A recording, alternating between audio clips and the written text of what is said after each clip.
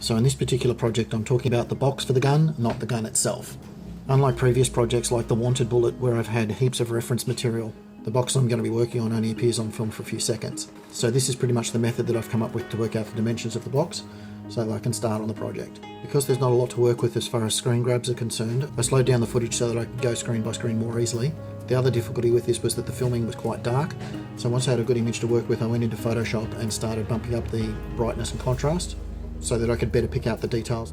Because the image is fairly tightly shot, I decided to pull back on the image and start to manually draw in the missing elements. This gives me a pretty good idea of what the outside of the box should look like, but it doesn't do anything to really tell me what the true size of it is. And what I really need to find is those XYZ dimensions.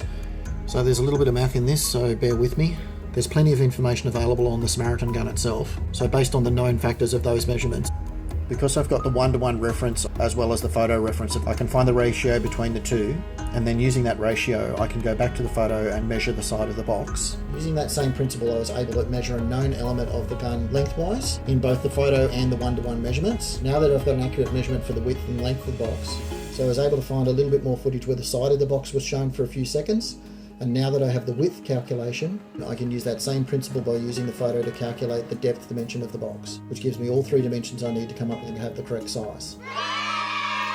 Feel free to check over the math that I've got here if you want to check out the exact method that I use for calculating the measurements. Let me know in the comment section if you've come up with better measurements than the ones I've already generated here, but I think based on what I've done with a little bit of best guess thrown in, it should end up being pretty accurate when all is said and done. In the next video I'll be kicking off the project and seeing if I can get something that looks like a reasonable facsimile to what's seen in the movie. Thanks for watching, talk to you next time. Don't forget to like and share these videos, and you might like to subscribe if you haven't already to keep up to date with the new videos coming out.